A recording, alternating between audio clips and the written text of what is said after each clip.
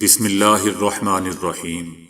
السلام علیکم دوستو، دنیا بھر کی خبروں میں آج آپ سنیں گے، لیکن اس سے پہلے اگر ہو سکے تو لائک اور سبسکرائب کا بٹن ضرور دبا لیں۔ شکریہ۔ راہل گاندھی کا کہنا ہے کہ جب تک کشمیر میں لیفٹیننٹ گورنر ہے صرف باہر والوں کو ہی فائدہ ملے گا۔ جموں میں راہل گاندھی نے بھارتیہ جنتا پارٹی کو سخت تنقید کا نشانہ بنایا اور عوام کو مخاطب بنا کر کہا کہ آپ سے آپ کے حقوق چھین لیے گئے ہیں۔ ان کا کہنا تھا کہ India alliance Jammu and Kashmir کو ریاست کا درجہ دے گا۔ راہل گاندھی کا کہنا تھا کہ ہم نے سوچا تھا کہ آپ کو انتخابات سے پہلے ریاست کا درجہ واپس مل جائے گا اگر بی جے پی آپ کو ریاستی درجہ نہیں دیتی تو انڈیا الائنس آپ کو آپ کے حقوق دے گا۔ ان کا کہنا تھا کہ جموں ایک مرکز ہے جو کشمیر کی پیداوار اور کاروبار کو ملک کے باقی حصوں کے ساتھ جوڑتا ہے۔ انہوں نے لیفٹیننٹ گورنر انتظامیہ کو بھی تنقید کا نشانہ بناتے ہوئے کہا کہ جموں اینڈ کشمیر کے نوجوانوں کو روزگار نہیں مل رہا۔ جب تک یہاں لیفٹیننٹ گورنر ہے صرف باہر کے لوگ ہی فائدہ اٹھائیں گے اور جموں اینڈ کشمیر کے لوگ محروم ہو کر رہ جائیں گے۔ اسرائیل کا جنگی جنون اور انسانیت دشمنی آخری حدوں کو چھو رہی ہے۔ مغرب اور امریکہ کی پشت پناہی نے جہاں اسے وجود بخشا، آج اسی کے بل بوتے پر یہ بدمست ہاتھی بن کر ہر ارد گرد کی چیز کو روند رہا ہے۔ غزہ میں انسانیت کا قتل جاری ہے اور انسانی حقوق کے چیمپئن آنکھیں بند کیے ہوئے ہیں۔ حزب اللہ کا شروع دن سے یہ موقف ہے کہ جب تک اسرائیل غزہ پر حملوں سے باز نہیں آئے گا وہ اپنے مظلوم فلسطینی بھائیوں کی حمایت میں میدان عمل میں موجود رہیں گے اور اس کے لیے جس قسم کی قربانی دینی پڑی وہ ضرور دیں گے۔ پیر سے اب تک اسرائیل کے فضائی حملوں میں درجنوں خواتین اور بچوں سمیت 558 افراد شہید ہو چکے ہیں۔ لبنان کے وزیر صحت ڈاکٹر فراد ابیات کے مطابق شہید ہونے والوں میں 50 بچے بھی شامل ہیں۔ ڈاکٹر ابیات کا کہنا ہے کہ حملوں میں زخمی ہونے والوں کی تعداد 1835 تک جا پہنچی ہے۔ یہ حملے دوستو کتنے بڑے تھے اس کا اندازہ اس بات سے لگائیں کہ اسرائیل نے فقط ایک دن میں، جی ہاں صرف ایک دن میں 1600 مقامات پر حملے کیے۔ 1600 مقامات پر حملوں کے نتیجے میں کتنی تباہی ہوئی ہوگی اس کا صرف تصور ہی کیا جا سکتا ہے۔ بہت سے لوگ پریشان ہوتے ہیں اور حوصلہ ہار بیٹھتے ہیں کہ مزاحمت کا راستہ فی الحال ترک کر دینا چاہیے اور پوری توجہ تعلیم اور دیگر شعبہ جات کی طرف کرنی چاہیے۔ بعض لوگ یہ بات پورے خلوص سے کرتے ہیں کہ ان کی نظر میں یہی واحد راستہ ہے۔ ان کی خدمت میں عرض ہے کہ آپ انسانی تاریخ کا مطالعہ کر لیں۔ بڑی بڑی تہذیبوں کے شمشیر زنوں نے خس و خاشاک کی طرح ہوا میں اڑا دیا، اس لیے مزاحمت اور بھرپور مزاحمت اپنے گھوڑوں کو آمادہ اور تیار رکھنا ہی سربلندی کا راستہ ہے اور یہ واحد راستہ ہے۔ کوئی طاقتور پر حملہ نہیں کرتا۔ دوستو، ایک صحافی نے امریکی صدر سے پوچھا کہ تم نے عراق پر حملہ کیوں کیا؟ صدر نے کہا کہ ان کے پاس تباہی پھیلانے والے ایٹمی ہتھیار تھے۔ صحافی نے پھر پوچھا تم نے شمالی کوریا پر حملہ کیوں نہیں کیا؟ تو صدر نے جواب دیا کہ ان کے پاس ایٹم بم ہے اس لیے حملہ نہیں کرتے۔ یہ لطیفہ ہی بن گیا کہ تمہارا مقصد کچھ اور بہانہ ایٹمی ہتھیاروں کا لگا کر عراق کو برباد کر دیا۔ جہاں سوچ میں ایٹمی ہتھیار ہیں وہاں حملے کا سوچ بھی نہیں ہے۔ ڈاکٹر عبدالقدیر خان سے پوچھا گیا کہ آپ نے انسانیت دشمنی اور تباہی کا ہتھیار بنایا ہے، اس پر ان کا کہنا تھا کہ میں نے ایٹمی ہتھیار بنا کر جنگ کو روکا ہے۔ طاقت اور طاقت کا اظہار ہی آپ کے تحفظ اور امن کی علامت ہے۔ لوگ اس وقت بھی یہی باتیں کرتے تھے جب حزب اللہ لبنان پر اسرائیلی قبضے کے خلاف مزاحمت کر رہی تھی۔ زمانے نے دیکھا کہ اسرائیلی فورسز دم دبا کر بھاگ گئیں۔ 2006 کی 33 روزہ جنگ تو ہمارے سامنے کی بات ہے۔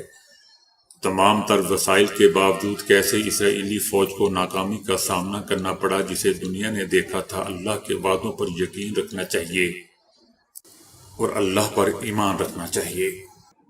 اللہ پاک قرآن پاک میں فرماتے ہیں، اور جو اللہ اور اس کے رسول اور ایمان والوں کو اپنا ولی بنائے گا تو وہ اللہ کی جماعت میں شامل ہو جائے گا اور اللہ کی جماعت ہی غالب آنے والی ہے۔ حزب اللہ بڑی حکمت عملی کے ساتھ اسرائیل کے لیے زمین گرم کیے ہوئے ہے۔ یہ درست ہے کہ اسرائیل کو فضائی اور انٹیلیجنس میں امریکہ اور پورے یورپ کی مدد کی وجہ سے کچھ برتری حاصل ہے، مگر حالات پوری طرح انہی کے کنٹرول میں ہیں، ایسی بات نہیں ہے۔ اگر ان سب کی فوجی طاقت اور صلاحیت اتنی ہی زیادہ ہے تو یہ 1 سال گزرنے کے بعد بھی غزہ پر پوری طرح قبضہ کیوں نہیں کر سکے اور آج بھی ان پر حملے کیے جا رہے ہیں۔ لبنان ایک وسیع سرزمین ہے اور حزب اللہ محاصرے میں بھی نہیں ہے، اس کے سپلائی لائن مکمل طور پر بحال ہے۔ حزب اللہ نے کہا ہے کہ میزائل تم سوچ بھی نہیں سکتے کہ کہاں سے تم پر برسیں گے۔ اب شمالی اسرائیل اسرائیلیوں کے لیے رہنے کی جگہ نہیں رہا اور اسرائیل کی تاریخ میں پہلی بار ہوا ہے کہ اسرائیل کے لوگ 1 سال سے کیمپوں میں پڑے ہوئے ہیں۔ اسرائیل ہر صورت میں یہ چاہتا ہے کہ اس کے لوگ واپس آئیں۔ یہ اسی صورت میں ممکن ہے جب حزب اللہ کے حملے رکیں، اور حزب اللہ کے حملے رکنے کی صرف ایک صورت ہے کہ غزہ میں جنگ بند کر دی جائے۔ لیکن یہ اسرائیلی وزیر اعظم نیتن یاہو کسی صورت نہیں کرے گا، کیونکہ یہ اس کے لیے سیاسی موت اور جنگ ہارنے کے مترادف ہوگا کہ جس حماس کے خاتمے کے لیے اس نے جنگ شروع کی تھی وہ ابھی تک موجود ہے۔ کسی نے کیا خوب کہا تھا کہ اسرائیل کے دوست اور دشمن دونوں ہی ابھی بھی بدترین کا سامنا کرنے کی تیاری کر رہے ہیں۔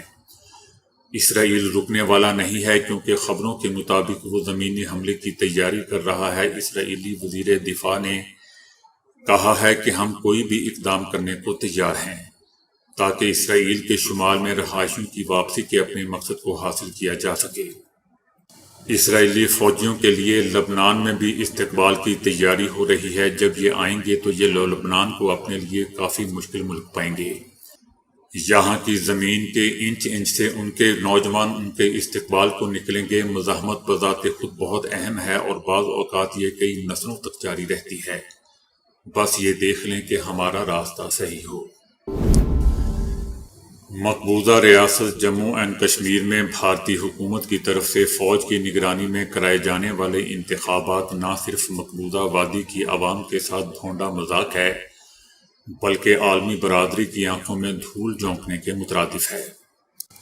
عالمی برادری مقبوضہ وادی میں عوام پر ڈھائے جانے والے مظالم کا نوٹس لے کر کشمیری قوم کی نصف صدی سے جاری اس تحریک کو منطقی انجام تک پہنچائے۔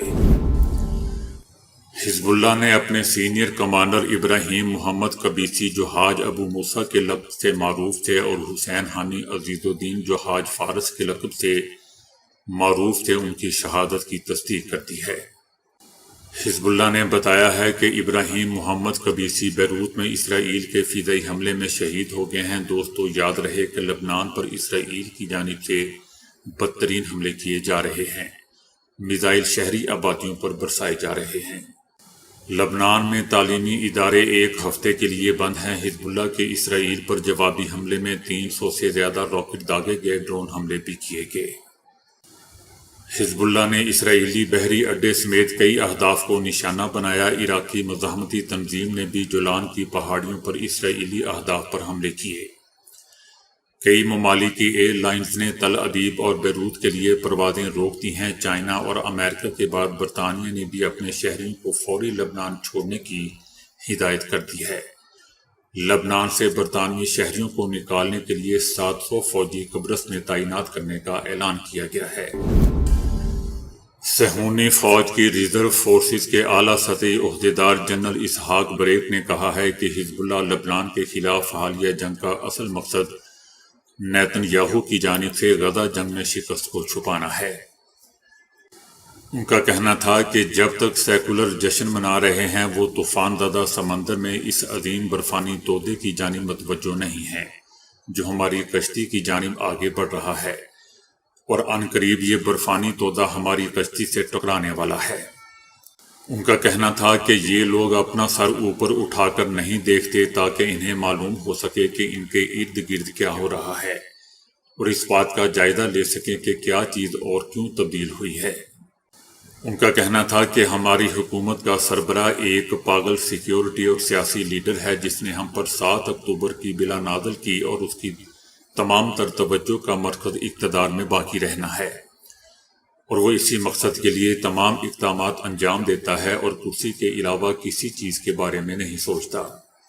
ان کا کہنا تھا کہ اسرائیل غزہ کی جنگ میں اپنا ایک مقصد بھی حاصل نہیں کر پایا اور ہم نے جنگ کے شروع میں جو مقاصد مد نظر قرار دیے تھے، جن میں حماس کا خاتمہ اور یرغمالیوں کی آزادی شامل تھا، ان میں سے کوئی مقصد بھی حاصل نہیں کیا جا سکا۔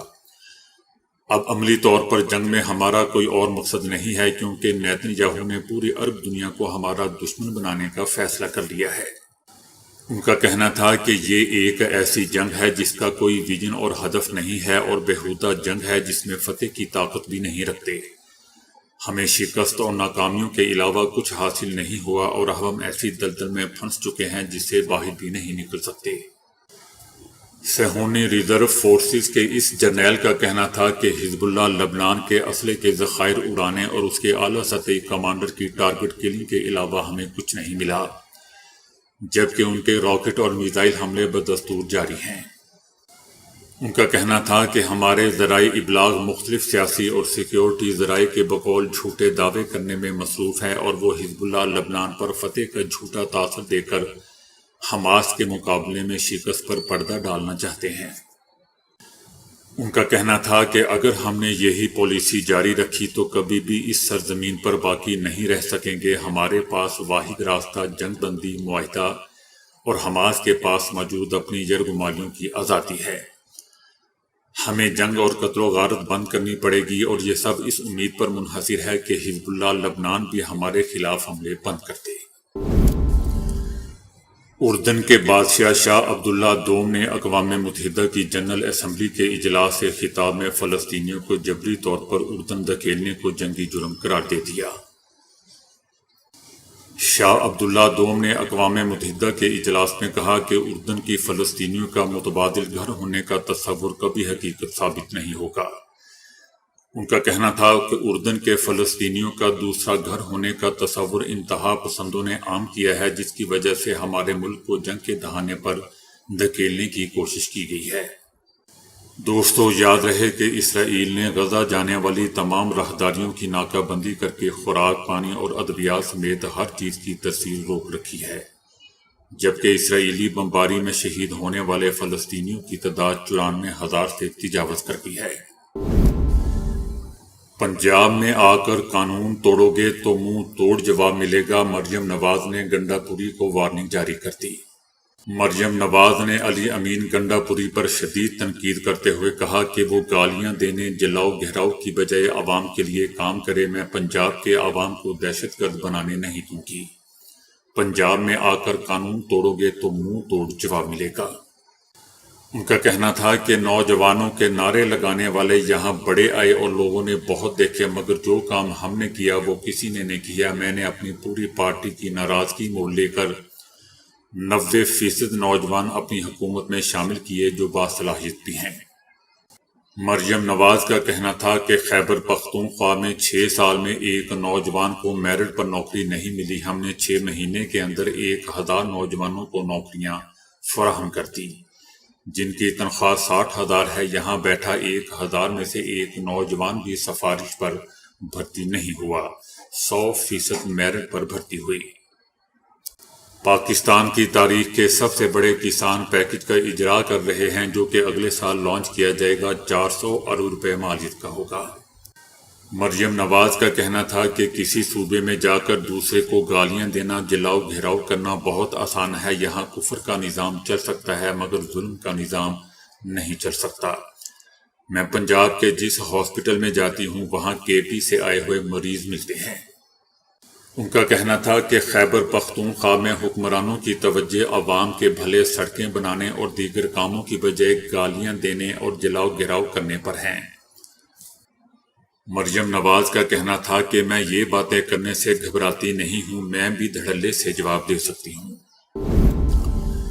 عمران خان نے کہا ہے کہ قاضی فائز عیسیٰ آئینی ترامیم کے بینیفیشری ہیں جو انصاف نہیں ہونے دے رہا۔ عمران خان کا کہنا تھا کہ سپریم کورٹ میں کل سے جو ہو رہا ہے سب کو پتہ چل گیا ہے، یہ کیا کر رہے ہیں، یہ سب گینگ آف 3 کو توسیع دینے کے لیے کیا جا رہا ہے۔ ملک کا بیڑا غرق تو انہوں نے کر لیا، اب سپریم کورٹ کو بھی تباہ کر رہے ہیں جہاں سے ہمارے فیصلے آتے ہیں۔ ان کا کہنا تھا کہ گینگ آف تھری کی توسیع کی وجہ سے سارا ملک داؤ پر لگا ہوا ہے۔ عمران خان کا کہنا تھا کہ یہاں سارے فیصلے لکھے ہوئے آتے ہیں، ججز آ کر سنا دیتے ہیں، یہ چاہتے ہیں کہ سپریم کورٹ اور ہائی کورٹ کے ججز بھی تابع ہو جائیں۔ ہائی کورٹ کے ججز پر دباؤ ڈالا جا رہا ہے، حکومت ساری عدلیہ کو تباہ کرنے پر لگی ہوئی ہے۔ ایک مرتبہ بھی قاضی فائز عیسیٰ نے یہ نہیں کہا کہ ہماری خواتین اور کارکنان جو جیلوں میں ہیں ان کے ساتھ کیا ہو رہا ہے۔ 9 مئی واقعات میں انہوں نے آگ لگائی۔ ISPR جواب دے کہ CCTV فوٹیج کہاں گئی، یہ چاہتے ہیں کہ PTI کسی بھی طرح سے اوپر نہ آئے۔ ان کا کہنا تھا کہ چیف الیکشن کمشنر کو پتا ہے کہ ان پر آرٹیکل 6 لگے گا، اس لیے الیکشن فراڈ کو دبایا جا رہا ہے۔ چیف جسٹس بھی الیکشن فراڈ کا معاملہ چیف الیکشن کمشنر کے پاس بھجوا دیتا ہے۔ سب سے زیادہ دھاندلی زدہ الیکشن کی تعریف چیف جسٹس کرتا ہے۔ تھرڈ امپائر سب کنٹرول کر رہا ہے، وہ ان کی ٹیم کا کپتان ہے۔ ان کا مقصد یہ ہے کہ فراڈ سامنے نہ آ جائے اور PTI اوپر نہ آ جائے۔ عمران خان کا کہنا تھا کہ PTI کے ڈر سے سپریم کورٹ اور جمہوریت کو تباہ کیا جا رہا ہے۔ عمران خان کا کہنا تھا کہ اس وقت یحییٰ کا پارٹ 2 حکومت ہے۔ مشرقی پاکستان کے لوگ پاکستان کو چھوڑنا نہیں چاہتے تھے، وہ لوگ حقوق چاہتے تھے۔ طاقت کا استعمال کر کے انہیں علیحدگی کی جانب دھکیل دیا گیا۔ یحییٰ خان نے اپنی طاقت کے لیے جیتی ہوئی جماعت کو اقتدار نہیں دیا۔ عمران خان کا کہنا تھا کہ سپریم کورٹ کے چیف جسٹس کی پاور کو ختم کر کے قاضی فائز عیسیٰ کو آئینی کورٹ میں بٹھانا چاہتے ہیں۔ قاضی فائز عیسیٰ آئینی ترامیم کے بینیفیشری ہیں۔ قاضی فائز عیسیٰ انصاف ہونے نہیں دے رہا، انہوں نے ہمارا انتخابی نشان تک چھین لیا تھا۔ صحت پانے کے چکر میں روزمرہ معمولات انجام دیتے بہت سے لوگ ایسے عمل بھی اپنا لیتے ہیں جو فائدہ کم نقصان زیادہ پہنچاتے ہیں۔ مثلاً کئی مرد و زن ناشتہ یا دوپہر کا کھانا یہ سوچ کر نہیں کھاتے کہ وہ اگلے وقت میں کھا لیں گے۔ ایسے لوگ وزن کم کرنے کے چکر میں ہوتے ہیں، مگر اس میں خرابی یہ ہے کہ غذا نہ ملے تو نہ صرف ہماری بھوک بڑھتی ہے بلکہ ہمارا جسم بے چینی کا بھی اظہار کرتا ہے۔